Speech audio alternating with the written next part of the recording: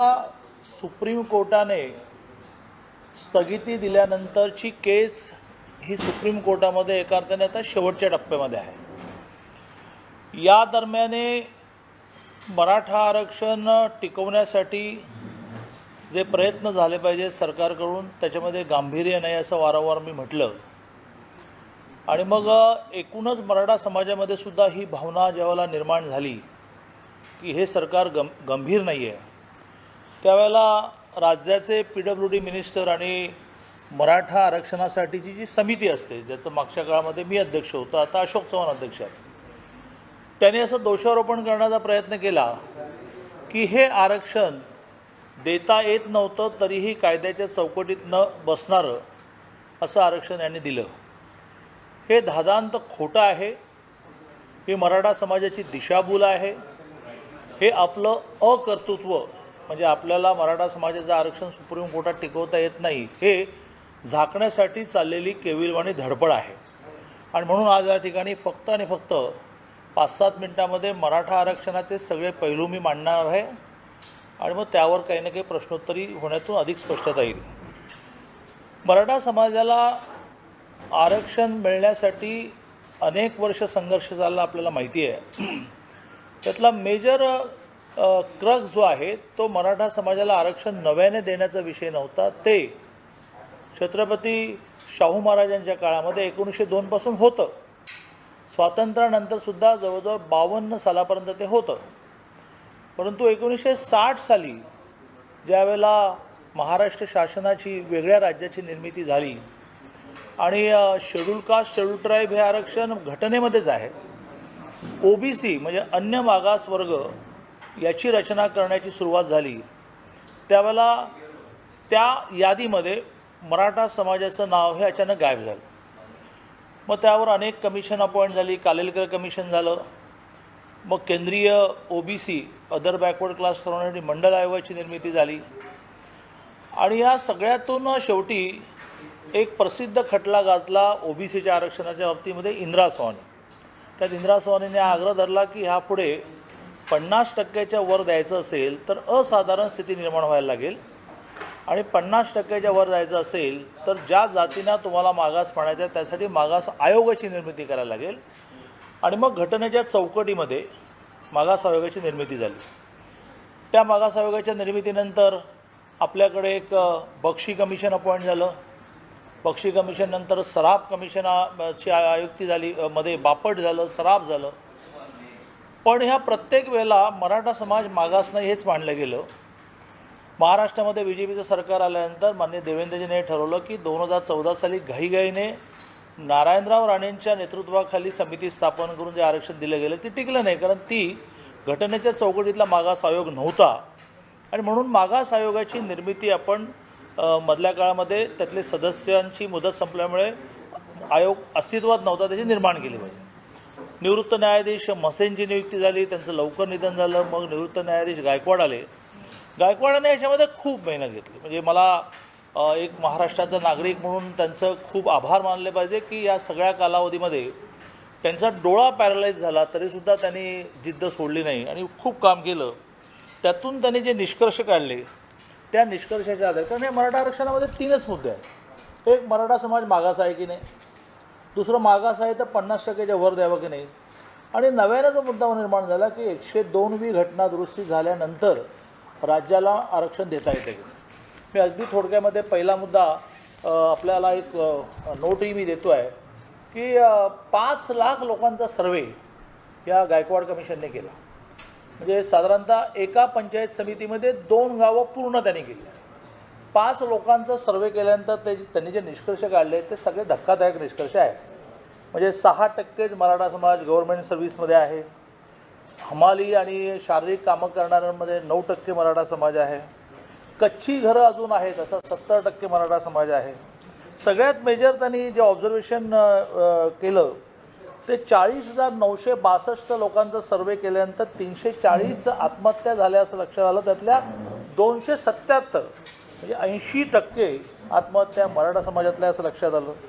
1 लाखापेक्षा कमी उत्पन्न आहे अशी 93% लोक लक्षात आली, वगैरे वगैरे मोठी यादी आहे। तर म्हणजे हा आयोगच आयोगाचा अहवाल सत्ताविषयपणाचे आहे आणि त्याच्यातून गायकवाड आयोग या निष्कर्षाबाद आलं की मराठा समाजाला मागास म्हणून आर्थिक आणि शैक्षणिक मागास म्हणून आरक्षण दिलं पाहिजे. घटनेच्या चौकटीतला हा मागास आयोग असल्यामुळे आणि अतिशय मेहनत घेऊन हा निष्कर्ष काढल्यामुळे महाराष्ट्रातल्या हायकोर्टाने 90 दिवस केस चालल्यानंतर हे ॲक्सेप्ट केलं की गायकवाड कमिशनचं म्हणणं बरोबर आहे. म्हणजे एक मुद्दा निघाला. मी आक्षेप आणि जे निकालपत्र आहे हायकोर्टाचं तेही या ठिकाणी आणलं की ज्याच्यामध्ये क्लिअर कट हायकोर्टाने असं म्हटलं की गायकवाड कमिशनने मराठा समाजाला मागास म्हटलं ते बरोबर आहे. गायकवाड समाजाने आता ह्या समाजाला 50%च्या वर द्यायला पर्याय नाही, कारण इंदिरा स्वानी केसमध्ये हे म्हटलं होतं की असाधारण स्थिती निर्माण झाली तर तुम्हाला 50%च्या वर जाता येईल. गायकवाड कमिशनने ही कशी असाधारण स्थिती निर्माण झाली हे मांडलं, हेही मुंबई हायकोर्टाने मान्य केलं. आणि 102व्या घटना दुरुस्तीनंतर अशा प्रकारे राज्याला आरक्षण देण्याचे अधिकार आहेत की नाही यावरही खूप डिबेट चाललं आणि तेही मुंबई हायकोर्टाने मान्य केलं. आता मला एकच प्रश्न उपस्थित करायचा आहे आणि आपल्या सगळ्यांना काही प्रश्न विचारा की अशोक चव्हाण असं म्हणतात की 102व्या घटना दुरुस्तीनंतर महाराष्ट्र शासनाला जातीवर आधारित इतर मागासांचं आरक्षण देता येत नाही. याचा अर्थ गायकवाड कमिशनच्या आधारे जो कायदा झाला, जो विधानसभा आणि विधान परिषदेमध्ये एकमताने संमत झाला, त्या आमदारांना माहिती नव्हतं की 102व्या घटना दुरुस्तीनंतर कायदा करता येत नाही. तर माहिती असतं तर त्यांनी विरोध केला असतं, हो आपल्याला कायदा करता येत नाही. त्यांनी एकमताने मान्य केलं, त्यात त्यांच्या सौभाग्यवती पण होत्या. मग राज्यपालांनी सही केली. मग असं म्हणूया का की 102व्या घटना दुरुस्तीनंतर कायदा करता येत नाही, राज्यपालांना माहिती नव्हतं. आणि सगळ्यात महत्त्वाचं म्हणजे हायकोर्टाने त्याच्यावर शिक्कामोर्तब केलं की 102व्या घटना दुरुस्तीनंतर राज्याचे आपल्या राज्यातल्या समाजाला आर्थिक आणि शैक्षणिक सर्वेच्या आधारे मागास ठरवता येतं, आरक्षण देता येतं. 102वी घटना दुरुस्ती झाल्यानंतरही राज्याचे अधिकार अबाधित आहेत. हे मुंबई हायकोर्टाने मान्य केलं. म्हणजे मग मुंबई हायकोर्टाला हे माहिती नव्हतं का की 102व्या घटना दुरुस्तीनंतर असा कायदा करता येत नाही. आणि त्यामुळे अशोक चव्हाण हे जर तक्रार करत असतील, आक्षेप घेत असतील, आरोप करत असतील तर दोन्ही सदनाच्या 288+78 आमदारांवर आक्षेप घेत आहेत. त्यात त्यांच्या पत्नी पण आहेत. ते राज्यपालांवर आक्षेप घेत आहेत आणि ते हायकोर्टावर आक्षेप घेत आहेत, ज्या हायकोर्टाने ज्या 3 मुद्द्यांच्या आधारे आरक्षण द्यायचं होतं की मराठा समाज मागास आहे की नाही, मराठा समाजाला 50%च्या वर आरक्षण देता येईल की नाही आणि 102व्या घटना दुरुस्तीनंतर ही आरक्षण राज्याला देता येते की नाही, तिन्ही गोष्टी हायकोर्टाने मान्य केल्या. म्हणजे हा जवळजवळ हायकोर्टाचा अवमान करतात अशोक चव्हाण. याच्यावर हायकोर्टाच्या अवमानाची याचिका दाखल झाली पाहिजे. आता ते खोटं बोल रेटून बोल नावाची जी काँग्रेसची कार्यपद्धती आहे त्याप्रमाणे असं म्हणतात की केंद्राचे अटर्नी जनरल वेणुगोपाल यांनी असं म्हटलं की 102व्या घटना दुरुस्तीनंतर महाराष्ट्राला अधिकार नाही देण्याचा. तर ते सुप्रीम कोर्टात काय म्हणाले याचं सुप्रीम कोर्ट जजमेंट पण माझ्याकडे आहे. ते फक्त एवढंच म्हणाले की 9 राज्यांना आता तुम्ही नोटीस काढली की तुम्ही 50%च्या वर कसे गेलात ते सांगा. त्याबरोबरीने 102व्या घटना दुरुस्तीनंतर देता येत की नाही ह्याची सुद्धा चर्चा झाली पाहिजे. त्यांनी कुठेही असं म्हटलं नाही की 102व्या घटना दुरुस्तीनंतर महाराष्ट्राला आरक्षण देण्याचा अधिकार नाही. खोटं बोलायचं की केंद्राने असं म्हटलं की 102व्या घटना दुरुस्तीनंतर देता येत नाही. केंद्राने काय म्हटलेलं नाही आणि केंद्राने काय म्हटलं हा मुद्दाच नाही आहे. हायकोर्टाने मान्य केलं, भरपूर डिबेटनंतर मान्य केलं. हायकोर्टाने आपल्या जजमेंटमध्ये ऑन पेपर आणलं आणि त्यामुळे जे 3 मुद्दे महाराष्ट्रामध्ये हायकोर्टात टिकवण्यामध्ये देवेंद्रजी फडणवीस सरकार यशस्वी झालं. त्यानंतर 1 वर्ष सुप्रीम कोर्टातही स्टे येऊ नये यासाठी ते यशस्वी झालं. ती एका अर्थाने तयारी किंवा ती एका अर्थाने मांडणी ही महाराष्ट्र शासनाला करता येत नाही आहे आणि त्यामुळे खरं म्हणजे स्टे मिळाला. आमची सगळ्यांची इच्छा आहे, वारंवार देवेंद्रजींनी याची तयारी दर्शवलेली आहे की या सगळ्याच्यामध्ये हातात हात घालून काम करू, पण काही कुठल्या बैठकीला बोलवत नाहीत आणि कुठलं काम देत नाहीत. त्यांना ते सगळं लखलाभ हो, मराठा समाजाला आरक्षण मिळो एवढीच माझी इच्छा आहे. आजही सुप्रीम कोर्टातला चर्चेचा 2रा दिवस होता, त्यातही या 102व्या घटना दुरुस्तीचा उल्लेख झाला आणि त्यातही मला असं वाटतं की असंच डिबेट आलेलं आहे की 102व्या घटना दुरुस्तीनंतर राज्यातल्या एखाद्या समाजाला इतर मागास मानण्याचे अधिकार केलेले नाही आहेत. तुम्ही जे म्हणताय अशोक चव्हाण आणि राज्यपाल किंवा अशोक चव्हाण आणि हायकोर्ट यांच्यामध्ये आता जे काही मतभेद असतील हे सगळं मुख्यमंत्री उपमुख्यमंत्र्यांना माहीत नसेल का? कारण त्यांच्याकडून या बाबतीत कुठलंच वक्तव्य का केलं जात नसेल? मी अतिशय नम्रपणे म्हणेन कारण राजकारणात तसं मी या सगळ्यांना ज्युनियर आहे, नवीन आहे, पण अतिशय नम्रपणे म्हणेन की यातल्या कोणाचा त्याचा अभ्यास नाही आहे. माझी त्या सगळ्यांना आव्हान आहे की हे जे समोर मी आणून ठेवलेलं आहे की ज्याच्यामध्ये 800 पानी हायकोर्टाचं जजमेंट आहे, 2700 पानाचा मागास आयोगाचा अहवाल आहे. हा सगळा एकनेक पानाने एकनेक ओळ वाचल्याशिवाय मुख्यमंत्री आणि उपमुख्यमंत्री काय म्हणतील? मुख्यमंत्री तर काही म्हणतच नाहीत, कशावरच काही म्हणत नाहीत, आणि उपमुख्यमंत्री म्हणतात ते थोडं अंगावर जा म्हणतात, ह्याला काय कळतं आहे, ह्याला काय कळतं आहे. तर तुम्हाला कळतं तर ते वाचून सांगा की 102वी घटनादुरुस्ती म्हणजे काय, मागास आयोग म्हणजे काय. मागास आयोगाने जी पर्सेंटेज काढलं त्याच्यामध्ये 25 गुण याच्यापैकी निम्मे मिळाले तर समाज मागास होतो. तर त्यांनी वेगवेगळ्या निकषावर 21.5 एवढे गुण हे मराठा समाजाला दिले आणि त्यामुळे आपोआपच 50% खूप अभाव गुण मिळाल्यामुळे, आणि गुण म्हणजे काय तर त्रुटी असणारे गुण आरक्षण मिळालं. तर याच्यामध्ये एकदा अजित पवारांनी मला एकदा सांगावंच की शैक्षणिक विषयावर किती गुण मिळाले हे त्यांनी सांगावं. बस एकच मुद्दा मी मांडतो. आणि त्यामुळे मुख्यमंत्री आणि उपमुख्यमंत्री माझं वारंवार म्हणणं यायचं आहे की गांभीर्यच नाही या विषयाचं. जाणीवपूर्वक दुर्लक्ष करतात असं म्हणता येईल. जाणीवपूर्वक दुर्लक्ष करतायत की नाही माहीत नाही, पण तो दुर्लक्ष होतं हे खरं आहे.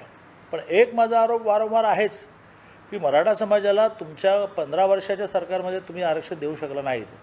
याचाच अर्थ असा किंवा त्याच्या आधी 95 ते 99 सोडलं तर यांचीच सरकार होती, देऊ शकण्याचा अर्थ असा की तुम्हाला द्यायचं नाही. आणि ते न देण्याचं कारण जे आहे ते तुम्हाला तुमच्या नावाच्या मागे इतर मागासवर्गीय लावून घ्यायचं नाही आहे. तुम्हाला असा मराठा समाजातला गरीब माणूस आरक्षणामुळे पुढे झालेला नको आहे. 2 मुद्दे या निमित्ताने मी क्लिअर करतो की मुळात हा मराठा समाज श्रीमंत असणाऱ्याला मिळणार नाही आरक्षण.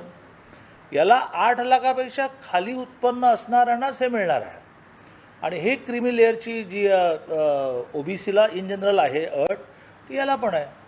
सेकंड थिंग म्हणजे रिझर्वेशन नसणाऱ्या समाजाचं नेहमी एक आर्ग्युमेंट असतं की म्हणजे मग ह्यांना वेगळे पेपर लिहावे लागणार आहेत की नाही, लागणार आहेत का. तर सगळे निकष, अभ्यासक्रम तोच, परीक्षा तीच, फक्त त्यांना त्यांचं ॲडमिशन हे त्यांच्या कोट्यामध्ये होईल. आणि त्यामुळे जाणीवपूर्वक दुर्लक्ष झालं का वेळ नाही आहे बाकीच्या गोष्टींमध्ये, बाकी खूप आहेत ना कामं.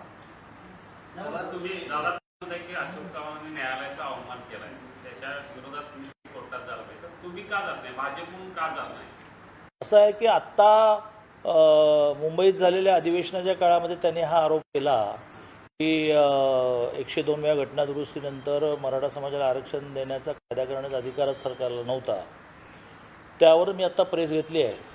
तुम्ही मला चांगली सूचना केली तर आम्ही पण कोर्टामध्ये जाऊ, कारण अवमान झाला आहे न्यायालयाचा हे खरंच आहे. कारण न्यायालयाने जेव्हा हे मान्य केलं त्यावर तुम्ही टिप्पणी करताय. 102 घटनादुरुस्तीनंतर समाजात कायदा, पण 2014च्या कायद्यात दुरुस्ती केली असं का सांगितलं जात नाही? नव्यानं कायदा केले नाही असं सांगितलं नाही, नव्याने कायदा करत असताना जुना कायदा आपला स्टे होता, त्यामुळे तो कंटिन्यू करता येत नाही. म्हणजे जवळजवळ त्याचा सगळा गाभा आपण घेतला, परंतु आपल्याला तो जुना कायदा स्टे झाल्यामुळे तो बरखास्त करून तो संपूर्ण नवीनच कायदा करावा लागला. हा नवीन कायदा करता येतो की नाही तर ह्यावर 102व्या घटनादुरुस्तीने राज्याचे अशा प्रकारच्या एखाद्या समाजाला इतर मागासवर्गीय म्हणण्याचे अधिकार संपले नाहीत.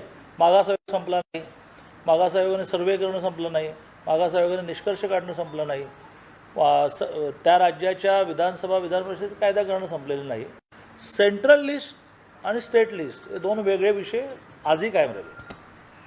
दादा, OBC समाजाची विविध मागणी आहे की जात आणि काही जनगणना करा, या संदर्भात भारतीय जनता पार्टीची अधिकृत भूमिका काय आहे? नाही, आमची अधिकृत भूमिका आहे आणि अशा प्रकारचा सर्वे होतो. 2011ला तो झाला आहे. त्याच्यामध्ये खूप मी आणि देवेंद्रजीने मराठा आरक्षणाच्या वेळेला आपल्याला डाटा होता किंवा नेमका मराठा समाज किती आहे, 32 आहे का 30 आहे का काय आहे, त्यावेळेला तो डाटा मिळवण्याचा आम्ही प्रयत्न केला. तर त्याच्यामध्ये खूपच चुका झाल्या. शेवटी सर्वे करणारी माणसं आहेत आणि त्या माणसांना ह्या जातींचं जर नीट नॉलेज नसेल तर जे मातेरा होतं तसं ते झालं आहे. आणि त्यामुळे तो पब्लिश नाही केला सरकारने, केंद्र सरकारने. पण अशा प्रकारचा ओबीसीचा जातनिहाय सर्वे होणार असेल आणि जातनिहाय संख्या घोषित होणार असेल इट्स ओके गुड. दादा मध्ये तुम्ही एकदा म्हटला होता की संघटित लढाईतून सगळ्या संघटनांनी एकत्र यावं, हवं तर त्याचं नेतृत्व त्यांनी म्हटलं तर भाजप करेल. तशी काय झालं नाही ह्या दोन नाही नाही नाही नाही नाही काय संघटना एकत्र आल्याच नाही. नाही नाही काही नाही. प्रत्येक जण वेगवेगळं आंदोलन करतो आणि वेगवेगळ्या भेटीगाठी घेतो. असा काही प्रयत्न नाही झाला. आता ज्या स्टेजला सुप्रीम कोर्टामध्ये जे सुनावणी सुरू आहे त्यामध्ये मराठा आरक्षणाचं भवितव्य तुम्हाला काय वाटतं? मला असं वाटतं की हा एक चांगला मुद्दा आणला गेला आहे की बुवा आम्हीच 50% अभाव गेलो का 9 राज्य गेली. मग 9 राज्यांना सुप्रीम कोर्टाने नोटीस काढली. आता 9 राज्यांना हे प्रूव्ह करून द्यावे लागेल की कशी आमच्याकडे एक्स्ट्राऑर्डिनरी सिच्युएशन निर्माण झाल्यामुळे असाधारण स्थिती निर्माण झाल्यामुळे आम्ही 50% अभाव गेलो. त्यावेळेला कारण आता सुप्रीम कोर्टात सुद्धा 3 पैकी 2 मुद्दे मला वाटते संपले. मागास आयोगाने जो अहवाल तयार केला तो हायकोर्टाने मान्य केला. सुप्रीम कोर्टाचे ऑब्जेक्शन असण्याचं कारण याचं कारण तो घटनेच्या चौकटीतला मागास आयोग आहे आणि इंदिरा सोहनीच्या वेळेला त्या निकालपत्रात सुचवला गेलेला तो मागास आयोग आहे. दुसरा जो 102वी घटना दुरुस्ती हा विषय फार डिबेट भरपूर पण त्याचं क्लिअर आहे की लोकसभेमध्ये त्याला कायदा झाला 102वी घटना दुरुस्ती झाली. त्यानंतर राज्यसभेमध्ये जाताना ते सिलेक्ट कमिटीकडे पाठवलं आणि सिलेक्ट कमिटीने केलेल्या सूचना मान्य झाल्या. त्या सूचना मान्य ज्या झाल्या त्यात स्वाभाविकपणे राज्यांना अधिकार आहे. म्हणजे तोही विषय डिबेटने हळूहळू संपेल. मुद्दा राहील तो मग ठीक आहे बाबा मराठा समाज मागास आहे 102वी घटना दुरुस्तीसाठी तुम्हाला अधिकार आहेत. तुम्हाला 50%च्या वर जायला अधिकार आहे की नाही यावर जे हायकोर्टामध्ये कन्व्हिन्स करण्यात आपण यशस्वी झालो आणि हायकोर्टाने निकालपत्रात म्हटलं की बाबा 50% अभाव जाण्यासारखी स्थिती झाली आहे ते सुप्रीम कोर्टामध्ये आपल्याला प्रूव्ह करायला लागेल. जर बाकीच्यांनी इतके वर्ष 50% अभाव केलं तर मग आम्हाला का नाही 50% अभाव करायला परवानगी? आमची पण एक्स्ट्राऑर्डिनरी सिच्युएशन आहे. ही सगळ्यांनी इफेक्टिव्हली मांडली पाहिजे. तर मला असं वाटतं की स्टेही उठेल आणि एक ऐतिहासिक निर्णय येईल की यापुढे त्या राज्याच्या मागास आयोगाने एखादा समाज मागास आहे म्हटला आणि तो मागास म्हटल्यामुळे आता आरक्षण देणं ही एक्स्ट्राऑर्डिनरी सिच्युएशन निर्माण झाल्याचं म्हटलं तर देता येईल असा ऐतिहासिक निर्णय होऊ शकतो. 9 राज्यांचा रिप्लाय येईपर्यंत मराठा समाजाचा असंतोष वाटणार नाही का? ते कधी रिप्लाय देतील सुप्रीम कोर्टामध्ये त्याच्यावर परत सुनावणी होईल त्याच्यावर डेबिट होईल.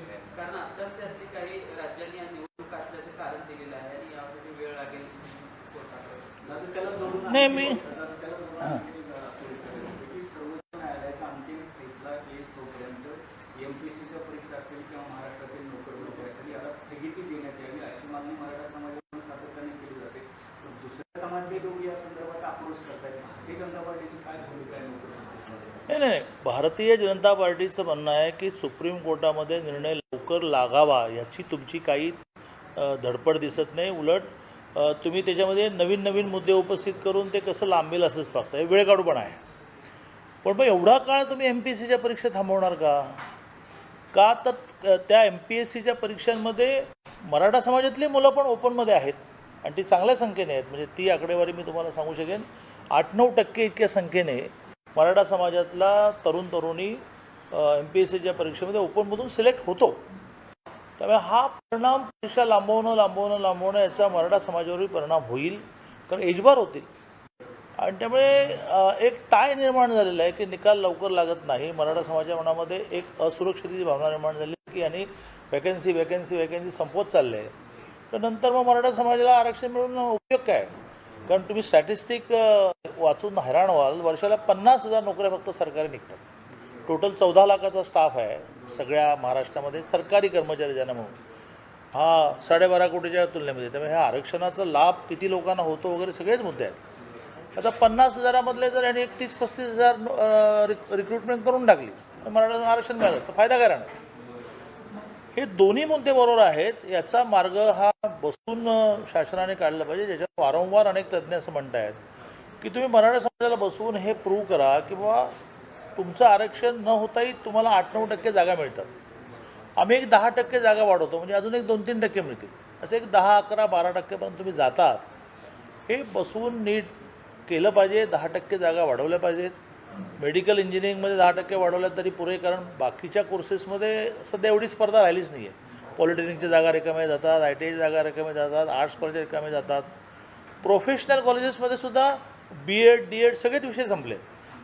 मग तुम्हाला मेडिकलचे सगळे कोर्सेस, इंजिनिअरिंगमध्ये सुद्धा मोठ्या प्रमाणात इंजिनिअरिंग कॉलेजेसमध्ये जागा व्हेकंटच चाललेल्या आहेत. पण ज्या ज्या कोर्सला डिमांड आहे त्याच्यामध्ये 10% वाढवलं पाहिजे. त्याचा जो खर्च येईल तो बजेटमध्ये टाकला पाहिजे. नोकर भरती सुरू ठेवावी असेल नोकर भरती मराठा समाजाला विश्वासात घेऊन हे समजावून सांगून की बाबा असं होणार नाही आहे की 2-2, 3-3 वर्ष सुप्रीम कोर्टात निकाल लागायला लागणार नाही आहे. आणि आम्ही थोडं गॅपने का होईना काही भरत्या सुरू करतो, ज्याच्यामध्ये ऑलरेडी ओपनमध्ये प्रयत्न करणारे मराठे आहेतच, प्लस आम्ही 10% जागा वाढवतो. असं नीट समजावून सांगून ते केलं पाहिजे, अदरवाईज उद्रेक होईल. ज्या देवेंद्रजी सरकारने सवलती दिल्या होत्या मराठा समाजाला की जे इतर मागासवर्गीय आहे ना, OBCला, ते मराठ्यांना, आणि दरवर्षी जवळजवळ 1000 कोटीचं बजेट 2 वर्ष आपण त्याला लावलं, ज्यात 600-750 कोटी निम्म्या फी पोटी जायचे, सारथीवर 200-250 कोटी जायचे, मग अण्णासाहेब पाटील महामंडळावर 400 कोटी जायचे. यातलं हे काही करत नाही आहेत. त्यातूनसुद्धा खूप रिलीफ हा मराठा समाजाला मिळू शकतो. सारथीमधून मोठ्या प्रमाणावर मुलांना स्कॉलरशिप मिळाल्या, विदेशात जायला फेलोशिप मिळाल्या. अण्णासाहेब पाटील महामंडळातून 14,000 तरुण तरुणींनी 10 लाखाचं लोन घेतलं, त्याचं 3,30,000चं व्याज हे सरकारने म्हणजे अण्णासाहेब पाटील महामंडळाने बेअर केलं. तर अशा काही ॲडिशनल गोष्टीसुद्धा करण्याची आवश्यकता आहे. साष्टी पिंपळगावमध्ये 55 दिवसापासून जे आंदोलन चालू होतं, 7 आंदोलकांना अटक केली, आज आंदोलन दडपलं गेलं, फरफटत नेऊन गाडी टाकण्यात आलेलं यावर नाही, भारतीय जनता पार्टीचा राज्याचा अध्यक्ष म्हणून मी सरकारला इशारा देतो की अशा प्रकारे जोर जबरदस्ती करून आंदोलनं तुम्हाला संपवता येणार नाहीत. साक्षी पिंपळगावच्या ठिकाणी तुम्ही आज अक्षरशः सगळ्या प्रकारचे अत्याचार त्या ठिकाणी केले. याच्यातून तिथलं आंदोलन तुम्ही संपवण्यामध्ये यशस्वी व्हाल आणि 1 दिवसासाठी पुन्हा आजूबाजूच्या गावातून लोक येतील आणि मग एका ठिकाणी तुम्ही दाबण्याचा प्रयत्न केलात तर मग महाराष्ट्रामध्ये सगळे मिळून एका ठिकाणाहून आंदोलन करत होते, त्याऐवजी ते अनेक ठिकाणी सुरू होईल. आणि त्यामुळे असं आंदोलन दडपण्याने काही होणार नाही. मी याचा निषेध करतो आणि भारतीय जनता पार्टीने हे धोरण ठरवलेलं आहे की ह्या सगळ्यामध्ये आंदोलकांनाही ज्या प्रकारची मदत करावी लागेल ते आपण करू, सरकारला जी मदत करावी लागेल ते करू, परंतु BJP म्हणून आपण याच्यामध्ये डायरेक्ट उतरूया नको. याचं कारण त्याला राजकीय रंग येईल. पण हे असंच चालू राहिलं तर भारतीय जनता पार्टीला उतरावं लागेल.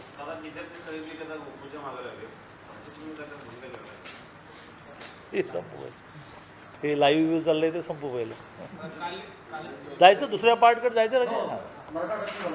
चला हां, नाही, गोकुळच्या निवडणुकीमध्ये भारतीय जनता पार्टीची भूमिका, भारतीय जनता पार्टी ही अलीकडच्या काळामध्ये जिल्ह्यात ग्रामीण भागामध्ये आपली मुळं पक्की करायला लागलेली आहे आणि त्यामुळे हळूहळू स्वाभाविकपणे गेल्या वेळेला निवडणुका आपण जिल्हा बँकेचे लढलो, पतसंस्था गटातून अनिल पाटील निवडून आले. याही वेळेला जिल्हा बँकेमध्ये आम्ही चांगल्या जागा उभा करणार आहोत. तसंच गोकुळच्या विषयामध्ये वर्षानुवर्ष त्याचं एक राजकारण, त्याचे 2 ध्रुव ठरलेले आहेत आणि त्या 2 ध्रुवामध्ये आणखी नव्याने काही गडबड करावी असं काही आमचा विचार नाही.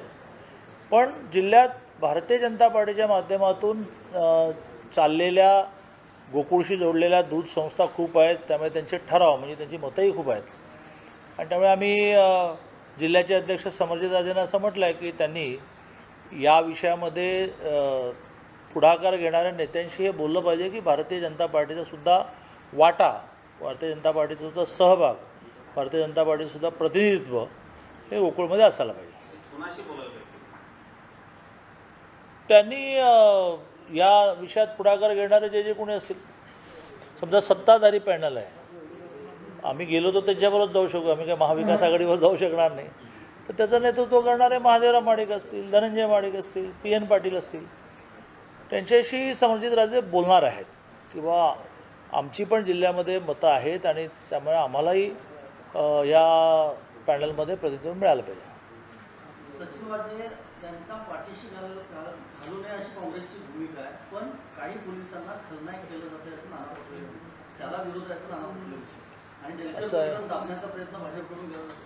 असं देखील नाना म्हणाले. सरकार तुमचं आहे. मग नानांना म्हटलं पाहिजे की नाना असं म्हणून तुम्ही तुमचं असं करून घेताय. सरकार तुमचं आहे. कृत्रिमपणे का होईना निर्माण केलेल्या बहुमताचं आहे 169. हां, त्यातले किती बरोबर आहेत ते विधानसभा अध्यक्षाची निवडणूक घेतली असती तर कळलं असतं, पण ते तुम्ही घेतली नाही, घाबरलात. पण आत्ता तरी वरकरणी 169 आहात. तर हसतील लोक की डेलकरच्या चौकशीमध्ये डिले होत असेल तर महाराष्ट्र गव्हर्नमेंट डिले करते. आणि वाझेच्या विषयामध्ये आमचं असं मत आहे की याच्यामध्ये आता 2 एजन्सी काम करत आहेत आणि त्या अतिशय इफेक्टिव्हली काम करतील आणि याच्यातून खूप लांबपर्यंत याची मुळं गेलेली आहेत ती खणून काढण्यामध्ये NIA आणि ATS हे यशस्वी होतील असं मला वाटतं. आज संध्याकाळपर्यंत खूप महत्त्वाच्या घटना घडायच्या आहेत असं मला वाटतं.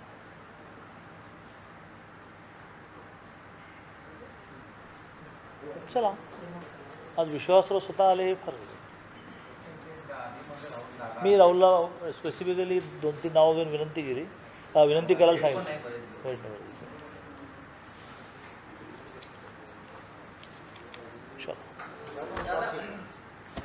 मुश्रीफ असं म्हणाले कोण म्हणाले? मुश्रीफ असं म्हणाले की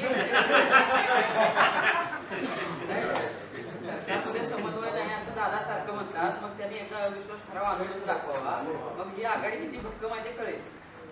मग माझा प्रतिप्रश्न आहे की मग आता विधानसभेच्या अध्यक्षाची निवडणूक करून ही ताकद दाखवण्याची खूप मोठी संधी होती, ती का घालवली? कोणाला? नाही, आम्हाला कळतं की कधी काय करायचं. पण तुम्हाला घटनेप्रमाणे राज्यपालांनी दिलेल्या डेटला विधानसभा अध्यक्षाची रिक्त जागा भरावी लागते. तुम्ही घटनेचा भंग केलेला आहे, तेव्हा काय होईल माहीत नाही मला. काहीतरी चालू असेल लिखाण, त्यामुळे मग तुम्हाला संधी होती ना प्रूव्ह करण्याची की बाबा आमच्याकडे 169ची 170 मतं आहेत, याची संधी होती. पवार साहेब पण परवा पुन्हा एकदा राज्यपालांना केलेली की इतिहासात असे राज्यपाल पाहिले नाही जे लोकशाहीची पायंदी करत आहेत. इतिहासात असे राज्यकर्ते पाहिले नाहीत की जे घटनात्मकदृष्ट्या राज्यपाल राज्याचे प्रमुख असतात त्यांचा रोज अवमान करतायत. हे इतिहासात कधी घडलं नाही. विमानातून उतरवतायत काय, राजभवनमधून हेलिकॉप्टर उडवत नाहीत काय, हां, कोरोनाचा आढावा घ्यायला राज्यपालांनी बोलवलं तर जात नाहीत काय, मोठी यादी आहे. तर काय ते राज्यपालांना विचारलं पाहिजे.